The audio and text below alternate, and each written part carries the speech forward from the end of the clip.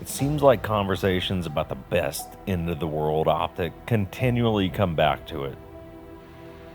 It's tough. It's dual roll. It's not cheap. It's the Elcan Specter.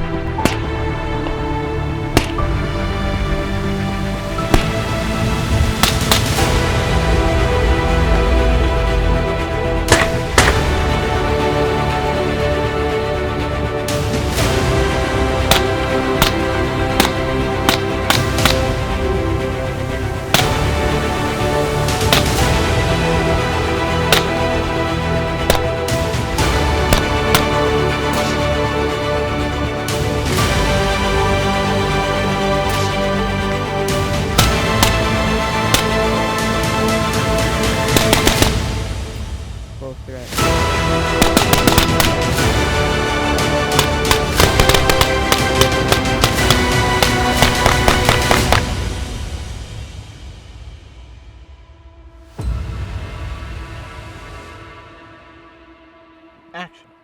Bust it. Okay. Bust it. it's Elcan Day, everyone, and We have Elcans. neither of which are ours. Both of which have been loaned out to us Commandeered. for some reviews, and both of these are not being loaned out from Elcan themselves. Yeah. We are fortunate to have people who are nice to us, and they sometimes will say, would you like to borrow this thing? And we do appreciate when you guys offer to do that, and sometimes we take people up on it. Sometimes, you know, what you want us to review is not something that we want to review, so we'll just say thank you very much, and maybe we'll look at that in a future date. Thanks, but no thanks. These, we're excited to get our hands on. So we'll cover them in just a minute. Fascinating optic. A lot of people who are big kind of fans and fanboys of these bad boys. So anyway, hey, you're here. Subscribing to the channel would be encouraged, everyone. I will just go ahead and tell you straight up, our channel has been demonetized, and that is not super exciting when you take a pay cut for doing nothing wrong, you know, but it's the nature of the beast on the interwebs these days. And so anything you like to do to support us does matter to us. Our primary business is actually helping people buy, sell real estate, all that kind of good stuff. And Chris is in Arizona, I'm in Utah. We're not going to disclose where we are now, but it's not Mississippi, you know, there you go. It may not even be this planet. That's a state that we're not in right now, in case you couldn't tell from the terrain. So we can handle your real estate needs. Patreon matters to us way more than it did about a week ago. So maybe consider that if you like the content. Okay, Elcans, everyone, to not let you down. Notes. We have notes as usual. I'm going to do my best to balance all this stuff out, which I think I'm going to successfully. That worked out well. It's not going to go well, but okay. So what do we got? Let's hit you with a little bit of overview here. Elcan is a very interesting optic. Had you been on Elcans prior to this? Dude, man, I've always looked at them and always been super interested, but never been able to get behind them. Yes, and I'll be frank with you, and because we're probably both have the same opinion here. Part of the reason that I have never gotten rounds on one is because I've never been willing to spend $2,000 on one. I agree. And it's a very expensive optic. That'll be a point. We'll get into that and kind of analyze that a bit. But it's a very, very expensive optic. It is a very popular optic inside of some of the military circles. I definitely know inside of the higher speed communities it is used. Hell, mine is on loan from a guy who used this actual optic on deployments. Yeah. So this actual unit right here has been in combat, which I have to admit. I don't know. It has cool. a little bit more significance. I feel shooting this now. What's interesting is my buddy who just got back Saturday. Today's Friday, so almost a week ago. From his last deployment, he's getting out. He's done. Ran one of these on almost every deployment. Yeah. And so we'll look at it. It is an optic that is heavily geared at a military clientele, if you will. And I think there was a time when it actually only went to military, and then Elcan eventually started making them for civilians as well. And I believe they're even separate models technically, even though they're identical really, but it's, you know, technically. So, hey, look, the broad stroke concept of this is to have an optic that is, it's a dual purpose optic, right? Yeah. And of course the caveat with anything that's dual purpose is usually not going to be great at anything because it has to do a lot of things good. Yeah. You know, jack of all trades type thing. Yeah. So the concept being that, hey, look, you have an optic that you can run on 1 power or 4 power, and it has the identical eye relief on each. You're going to notice, I'm going to assume on yours, that the stock is all the way in. Yeah. And that's because it has a pretty short eye relief. The idea, right, being very simple, that, hey, if right now I'm on 1 power, that at the throw of a switch here, I go to 4 power and it's the exact same eye relief. And it is accurate. Yep. I mean, that's not BS like that. That is the system that we have. 100%, like, you know, break it down scientifically, it's exactly 2.75 inches, correct? That is exactly correct. So, hey, to put that in dummy terms for people like me, essentially, look, don't unzip your pants. Well, they're videos for different days, and I would say I would take that at OnlyFans, but apparently they're shutting down all the hot girls. Why? And in all sidebar conversation, everyone, but seriously, there's about to be a lot of hot girls that do dirty stuff on OnlyFans that are about to be unemployed because apparently OnlyFans is demonetizing them. Welcome to the club, right?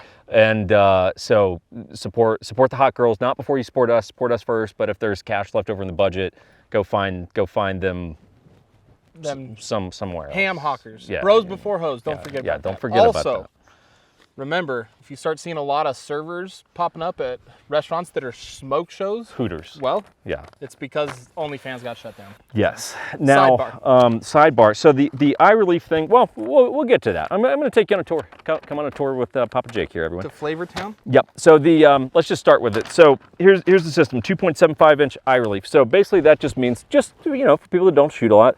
My eye's got to be 2.75 inches from the optic, and that's where I find that perfect sweet spot where I'm not seeing any black, and it's that perfect zone. And that is close, right? Yeah. If you're used to shooting red dots where there's no eye relief, you infinite.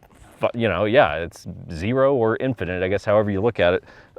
This is going to be totally different. So it's going to be like an LPVO, low power variable optic, in the sense that, hey, there is eye relief, or a red dot with a magnifier. Same thing. There's eye relief. It's unique in that it's the exact same thing. So if I'm on 1 power, cool, that's where I need to be.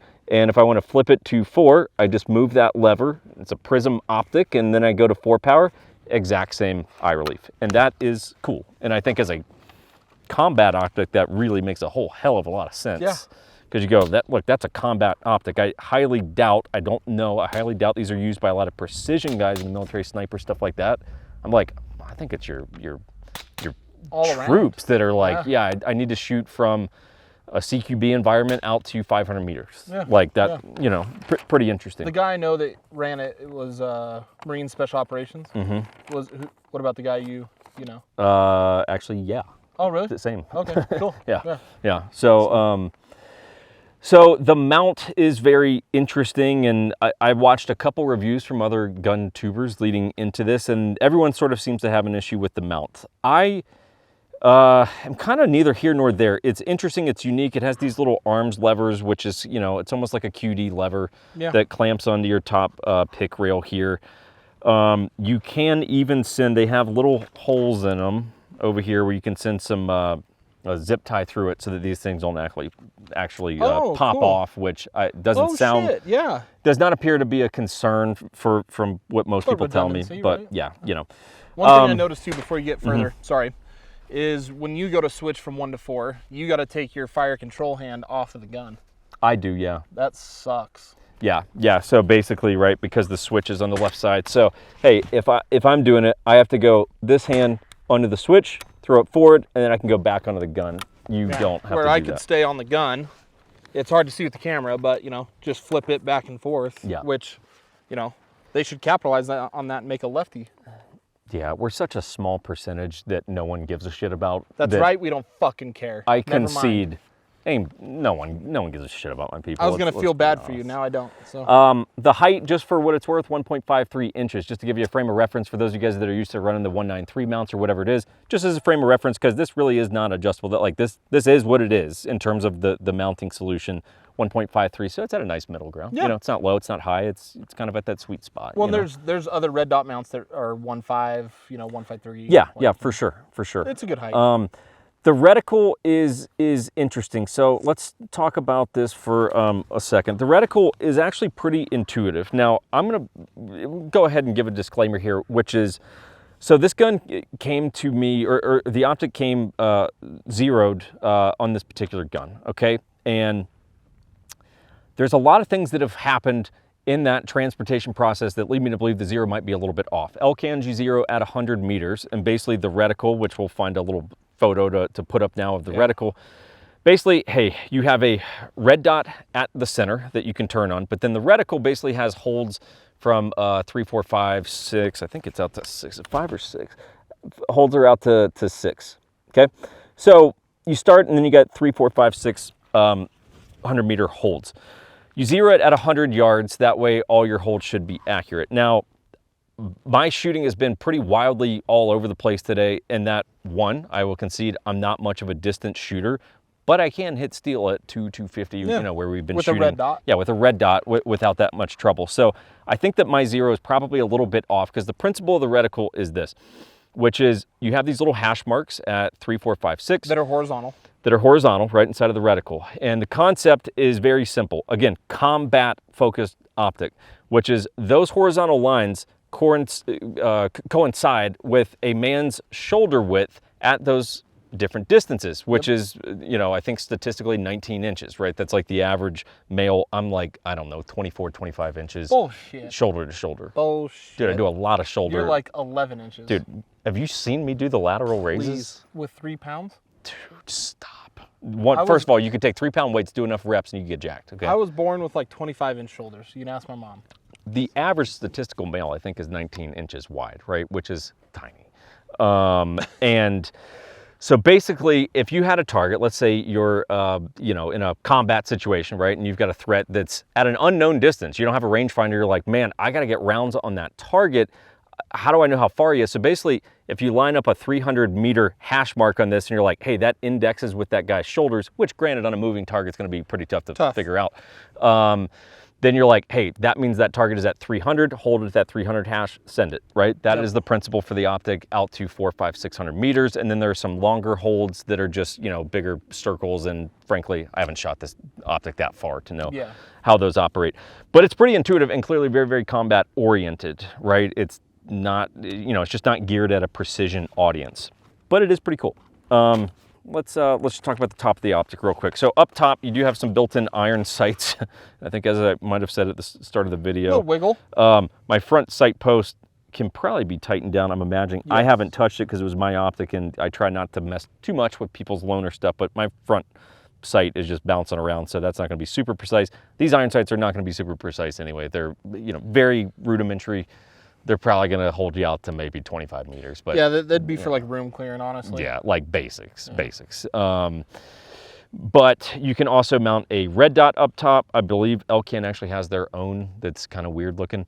But you can put an RMR plate up here, throw an RMR, which would also mean you could throw like a Holosun 507 on there. Something that has the same footprint. Which, dude, you throw an RMR on there?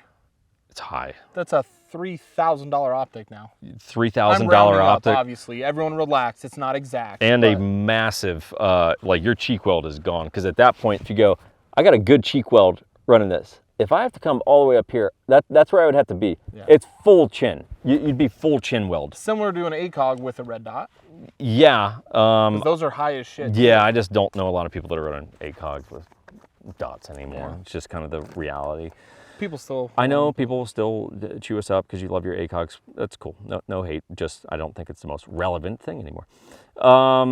So you can run up top if you like. The Illumination wheel is pretty cool. So you can, if you go this direction, you will be illuminating. Yes. You're going to be moving towards these little circles that are along the housing there, and that's just going to illuminate a red dot. To answer an important question, Because most LPVOs, let's be honest, they never really get red dot bright. Yeah, it's not as bright as like a T1, T2. No. You go, hey, and low light, you know, no light, good to go. And I mean, we're as bright of conditions as planet Earth probably gets out here right now.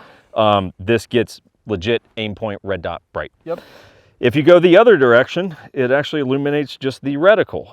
So if you start turning the other direction, then the reticle itself starts illuminating. To my understanding, that is night vision compatible. I cannot confirm that because I don't have nods because I'm not rich, okay?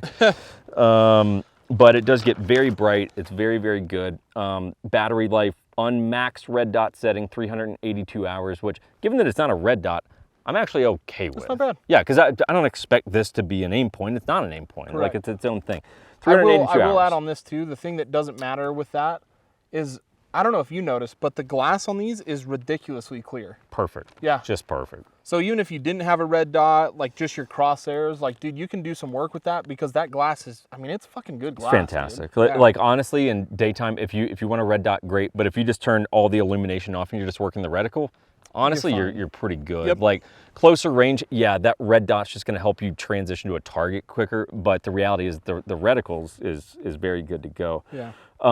But that's max red dot, you know, powered up, 382 hours. You go to 1700 hours if you just back it off to the second highest setting. And just to give you let's test this out. I'm pretty sure, because I looked at it earlier, that on the second highest setting, so that's max, and I'm definitely good to go. I can back it off one, and honestly, I'm still good to go with the red dot.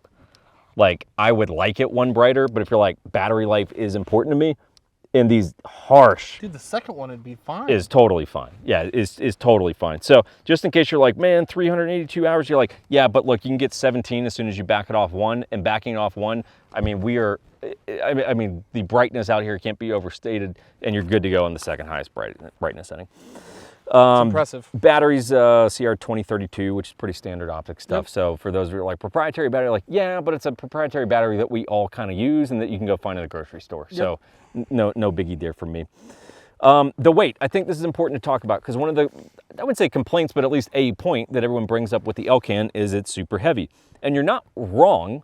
The question is, okay, cool. So what's the alternative? What's the alternative if you're like, I want something that I can run close range CQB environment and out to 500 meters? Like, what's the alternative? Okay, cool. So let me give you the weights of the alternatives. Everyone. Well, I'll list them off. Red dot and a magnifier. Red dot, okay, so EOTech and a magnifier. EOTech, okay, that's what I'm giving you. Would be a combined, this is 23 ounces, the Elcan, okay? 23 ounces is your reference point. The EOTech with the magnifier is going to be 22 ounces. 1 ounce. Okay, 1 ounce. Okay, give me a, Trijicon, did you like an AccuPoint or AccuPower? I did the AccuPoint 1 to 4 because it's both 4 power. So that's apples why to I said apples. Yep, you got it. Mount included, you should be at 23 ounces. Identical. Okay, and then ACOG? ACOG with an RMR would put you, as my best estimate would be about 20 ounces, 20, 21. So you're like, we're splitting hairs at this point, everyone, because if you're trying to get this sort of capability, it's all going to weigh in 20, 23 ounces. Within 3 ounces. Yeah. Which some people are going to be like, ounces equal pounds, pounds equal paint. Listen, all of us play dress up in the desert. Okay. Yeah, there are some guys that run this, but I mean, if we're talking about the difference in 2 ounces, at that point, it's like, well, if this does a better job and it costs me 2 ounces, yeah, I mean, let's be honest, we're picking for shit there. Okay. So the price is obviously a big one. So MSRP on this on Elcan's site, which is, by the way, Elcan, I'm confused on the whole scenario here, but there's Specter DR, and then it's like by Elcan. So, hey, look, I don't know if we're supposed to call it Specter or Elcan, whatever it is, but hey, look, on their site. And sidebar, Raytheon makes these. Yeah. For Specter or Elcan. Yeah, and Raytheon does a shit ton of defense industry contracting, of course. Look, if you watch this, you don't know who Raytheon is, go look up some stuff. So MSRP right now is $19.25. To my understanding, they actually used to be more, which, like, holy shit. But $19.25 is the upside of it is it comes with everything you need, because most setups you go buy an LPVO. Cool, you're gonna have to buy a mount. Yeah. Right. And so stuff starts to add up, but you go, man, a $2,000 optic. Whew, it's tough. I mean, it's just tough. Pricey optic. Man. It's very pricey, and it's one of the reasons I haven't bought one. I'll just give you some kind of overall thoughts here. And I think you always have to, I know every manufacturer hates getting compared to other manufacturers unless it heavily favors you.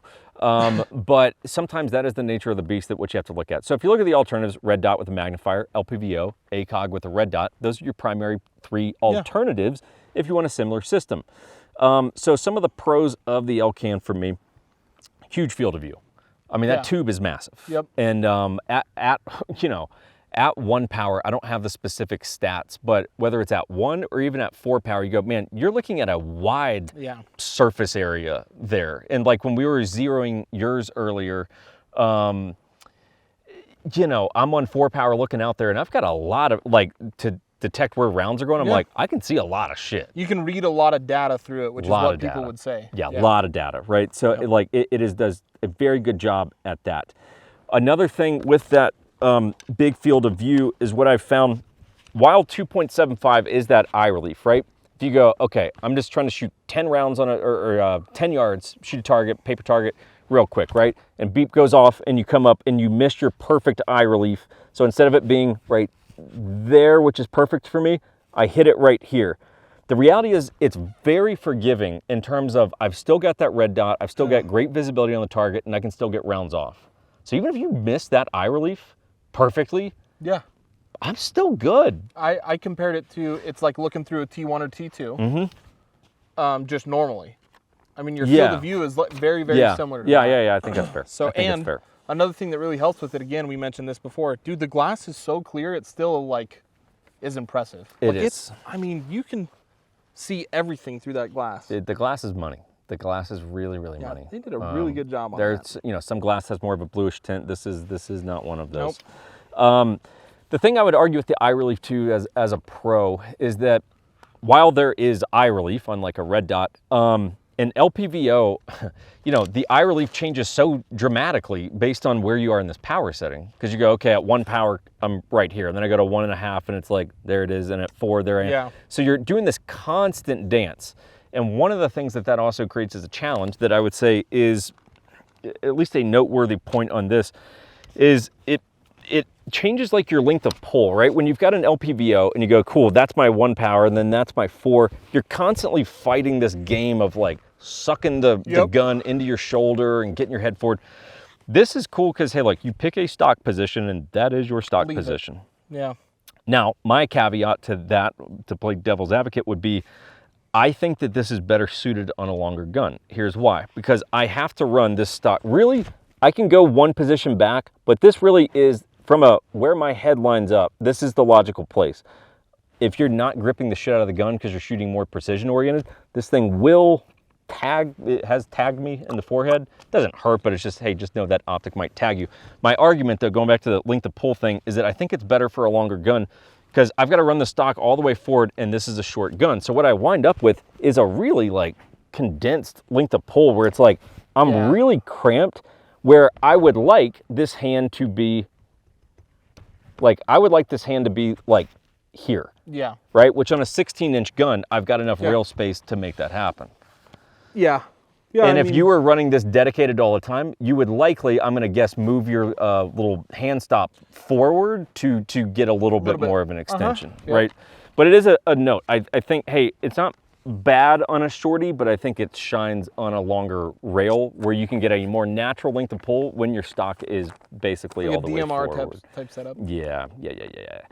So the brightness is fantastic. Glass flare we talked about. Reticle I think is very intuitive. I can't vouch for this because, again, not my optic. I'm not going to beat the shit out of it, but apparently legendary durability. Yeah. They're supposed to be just absolutely tough as shit. Yep. The mount would kind of go on my cons list. I don't think it's bad, but I don't think it's great. I will say when you adjust the elevation, there's like this little lock that's in there that you need a tool to get to, like a small flathead. Yeah. And that's important because apparently people break that shit all the time. That's why I was bringing it up. Yeah, apparently it breaks all the time. So you gotta be a little careful with the lock that locks the elevation wheel into place.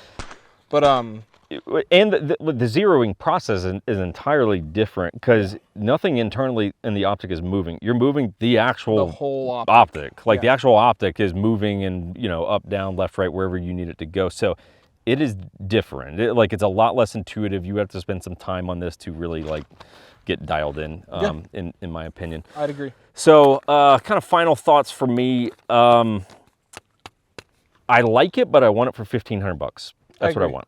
Yeah. I want it at $1,500. I don't want it at $2,000. $1,500, you're right in the ballpark with like a T1 and a magnifier with all mounts, right? Yeah. Which to me, that's the phenomenal setup, but yeah. 1,500 to be fair. Yeah, $2,000 really does get tough for me to swallow. It's like, man, $2,000, like that is a steep bill. So 1,500, I like it. I'm willing to pay less for it, actually, but 1,500 is in a good, I think, appropriate price level for it. I'll say, hey, if you look at again, kind of thinking through the alternatives, the primary best alternative for me is still a red dot with a magnifier. And if I kind of look at, that's my main thing that I would be looking, do I buy this or dot with a magnifier, EOTech with a magnifier, whatever. But I'm like, hey, look, if I'm shooting primarily past 150, I'd probably favor this over a dot with a magnifier. Yeah. But if I'm shooting like 150 and in, I'll take a dot and a magnifier all day, personally. I think that's fair. Yeah. And I get, with the other benefit of, hey, if I don't want the magnifier, I can take it off. Yeah. I can use it as a spotting scope. Like, I can shave weight if I don't need it. So yeah, just my 2 cents. So I would say I'm like mostly on board with this. Yeah. I'm mostly on board. I don't think it's perfect. I think it's very good. I think it's priced too high for most of us to get on board with, but it's cool. And it is genuinely unique. Like, it's genuinely its own animal. It's a field of its own, right? Mm-hmm. So yeah, I mean, I'd get behind one for a little bit less price unless we can get a smoking discount. It's not going to happen. Not going to happen. Yeah, from what I hear, that's not really what they do. Or if one of you guys just wants, hey, I want to take care of Chris and Jake, I'll sell him mine. Yeah. 1,500 or less is my price. So that's his price. If it's not less than 1,500, I'll send it back. I send it back. Okay.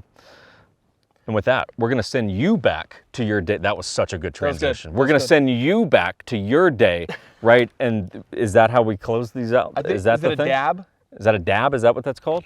Yeah. I thought a dab had to do with drugs, but. Yeah, well, follow your local and state, follow your local and state laws. But correct. Hey, and you do you is kind of where we're driving at this. Yeah. You do you. We're going to do. Well, don't drive and do drugs. I was going to say we're going to do us, but that. Yeah. Anyways, let's just wrap it up. Back. Have a good day. Thanks for watching. Elcans are dope. Bye.